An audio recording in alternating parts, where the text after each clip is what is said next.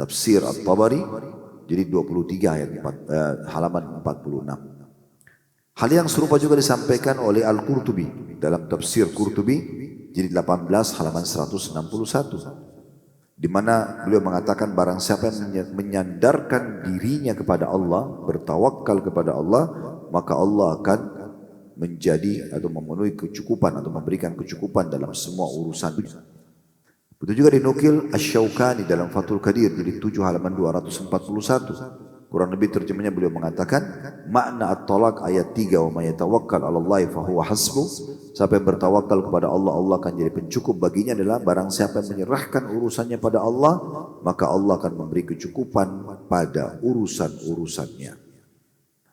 As-Sa'di rahimahullah, salah satu ulama tafsir, juga menyebutkan di dalam tafsir beliau, tentunya tafsir As-Sa'di dalam menafsirkan at-talaq surah nomor 65 ayat 3 tadi, barang siapa yang menyandarkan diri pada Allah dan urusan baik dalam urusan dunia maupun agamanya untuk meraih manfaat dan terlepas dari kemudaratan, juga menyerahkan segala hasilnya kepada Allah, maka Allah akan mencukupi urusannya. Maksudnya apa yang dia butuhkan akan dipenuhi, apa yang dia khawatirkan akan diselamatkan darinya. Jika urusan dikembalikan kepada Allah yang maha ghani atau mencukupi, Al-Qawi yang maha perkasa, Al-Aziz yang maha mulia, Ar-Rahim yang maha penyayang, maka pastikan hasilnya akan baik. Kadang diberikan solusi saat itu juga, atau diterlambatkan pada waktu yang lebih tepat. Ini perkataan As-Sa'di.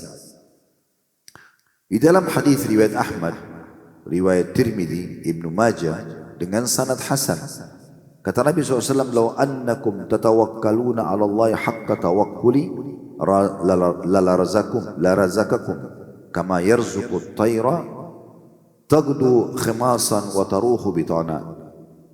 Kalau seandainya kalian betul-betul bertawakal kepada Allah, ikhtiar dulu ya, mulai membuat program, mulai menyusunnya, mulai menjalankan, kemudian menyerahkan urusan itu kepada Allah. Sebenar-benar tawakal, yakin Allah akan berkahi, Allah akan bantu, Allah akan berikan, Allah akan selamatkan, maka pasti Allah akan memberikan kepada kalian rezeki sebagaimana seekor burung yang keluar di pagi hari dalam kondisi lapar, kemudian dia kembali di sore hari dalam kondisi sudah kenyang.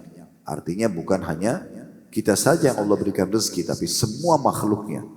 Ta'ala. Itu juga dengan semua manusia, semua jin, tumbuh-tumbuhan, semuanya sudah disiapkan oleh Allah Subhanahu wa taala.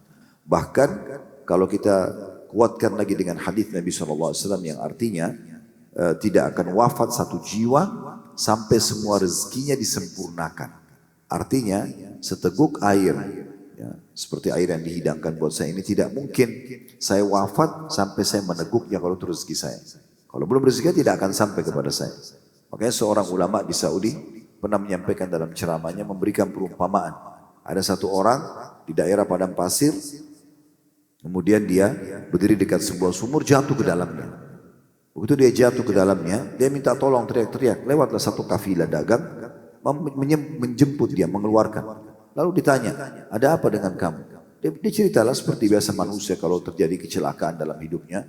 Saya tadi berdiri, saya jatuh tidak sengaja dan segala macam, saya teriak-teriak sampai kalian datang. Lalu kemudian setelah itu orang-orang yang menolong dia merasa kesian, dikasih minuman, dikasih air. Minumlah dia. Setelah dia minum, subhanallah meninggal dunia. Sebenarnya kalau memang secara hitung-hitungan akal manusia, dia harusnya mati pada saat jatuh dalam sumur. Karena sumur itu kosong, jadi dalam sekali. Tapi Allah sudah mencatatkan rezekinya. Dia harus minum dulu air itu, rezeki terakhirnya baru kemudian dia meninggal dunia. Jadi kalau kita tahu seperti ini, kenapa kita tidak tawakal kepada Allah Subhanahu wa taala? Yang penting kita berikhtiar. Ingat, ada bedanya tawakal sama tawakul. Tawakal artinya kita berusaha dulu baru menyerahkan kepada Allah. Kalau tawakul tidak berusaha, tapi bilang saya serahkan kepada Allah. Makanya Umar bin Khattab radhiyallahu anhu pernah marah kepada orang-orang yang tawakul. Ya. Mereka duduk-duduk di masjid, lalu Umar lihat. Lalu Umar menegur, mengatakan, kenapa kalian di sini selepas sholat Jumat? Mereka bilang, kami bertawakal kepada Allah. Ya udah nanti kalau rezeki datang, kalau enggak. Maka Umar menghardik mereka. Seraya mengatakan, sungguh ya, keluarlah dan cari rezeki karena sungguh kalian sudah tahu Allah tidak pernah menakdirkan langit menurunkan hujan emas dan perak. Artinya harus keluar ikhtiar.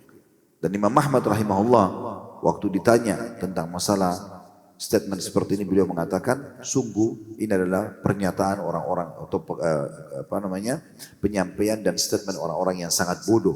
Sementara Nabi SAW mengatakan sungguhnya telah diberikan rezekiku di bawah naungan pedangku atau tombakku. Artinya memang harus berikhtiar.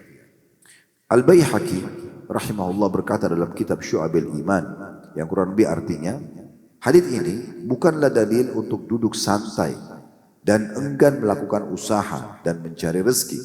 Karena burung tersebut pergi di pagi hari untuk mencari rezeki. Jadi yang dimaksud dalam hadits ini adalah seandainya mereka bertawakal kepada Allah dengan pergi dan melakukan segala aktivitas dalam meraih rezeki dengan memastikan atau meyakini semua rezeki berada di tangan Allah dan dari sisinya, maka mereka akan memperoleh rezeki tersebut sebagaimana burung yang pergi di pagi hari dalam keadaan lapar, kemudian kembali dalam keadaan kenyang. Jadi hadits ini biasanya dipegangi oleh sebagian orang, itu burung aja dikasih rezeki. Ya udah kita juga begitu. Ya. Maksudnya seakan-akan burung pun ya dibahasakan begitu dengan tidak ada sekolahnya segala macam dikasih rezeki. Padahal sebenarnya bukan itu yang dimaksud dengan hadits. Yang dimaksud dengan hadits adalah bagaimana burung itu keluar di pagi hari mencari rezeki. Lalu karena ada ikhtiar itu, Allah pun akhirnya memberikan kepadanya rezeki di sore hari. Begitu juga Ibnu Qayyim rahimahullah. Beliau pernah satu waktu jalan di sebuah jalan. Kemudian beliau tidak sengaja melihat seekor ular. Tapi agak unik. Pada saat dia melihat matanya ular tersebut semuanya putih. Artinya ular ini buta matanya. Tidak melihat. Tapi ular itu lagi merayap dengan mencari mangsa untuk dia makan. Ibnu Qayyim rahimahullah mengikuti ular tersebut. Ingin lihat bagaimana Allah memberikan rezeki kepada ular yang sudah ikhtiar ini. Karena dia keluar, dia jalan. Maka pada saat itu ular itu jalan terus merayap sampai tiba di sebuah pohon. Dia naik ke pohon tersebut dan dia sampai ke dahan pohon. Di dahan pohon itu ternyata ada satu burung kecil yang sedang membersihkan sayapnya. Dia tidak tahu kalau ada ular, ular juga tidak tahu kalau ada burung itu. Karena ularnya buta, burungnya juga sedang tidak melihat. Kata Ibnu Qayyim, maha suci Allah yang sudah menentukan rezeki untuk ular yang buta ini. Tapi dengan ikhtiar, ular itu pun jalan. Orang itu pun jalan. Jadi ini sekaligus membantah orang-orang yang suka nganggur, pengangguran. Gitu kan. Bagaimana kita menghubungkan ini dengan kalau seandainya kita lagi duduk, kemudian ada yang memberikan kepada kita rezeki. Itu adalah takdir Allah Subhanahu wa Ta'ala. Tetapi bukan itu jadi tolak ukur. Misal kita kebetulan lagi di rumah, ada yang mengirimkan kepada kita makanan. Ini masuk dalam bagian rezeki. Tapi tidak bisa dihubungkan ini dengan masalah tawakal. Karena memang ini rezeki yang Allah datangkan. Bisa saja Allah datangkan rezeki sebagaimana oksigen yang kita hirup, kita tidak ada ikhtiarnya. Tapi yang dimaksud dengan poin tawakal adalah sesuatu yang sudah kita kerjakan, kemudian kita serahkan hasilnya kepada Allah Subhanahu wa Ta'ala. Imam Ahmad pernah ditanya mengenai seseorang yang kerjanya hanya duduk di rumah atau di masjid saja seraya berkata, aku tidak mengerjakan apa-apa, rezekiku juga akan datang sendiri. Maka beliau mengatakan, sungguh orang-orang itu bodoh. Sementara Nabi SAW mengatakan, Inna Allah ja'ala rizki tahta dhilli rumhi. Sesungguhnya Nabi SAW sudah mengatakan, Allah menjadikan rezekiku di bawah naungan tombakku. Diriwayatkan oleh Imam Ahmad. Maksudnya, tetap harus ada ikhtiarnya. Ketergantungan kepada Allah sambil berusaha ini ya, adalah asas semua aktivitas muslim. Apa saja kita bisa niatkan tawakal.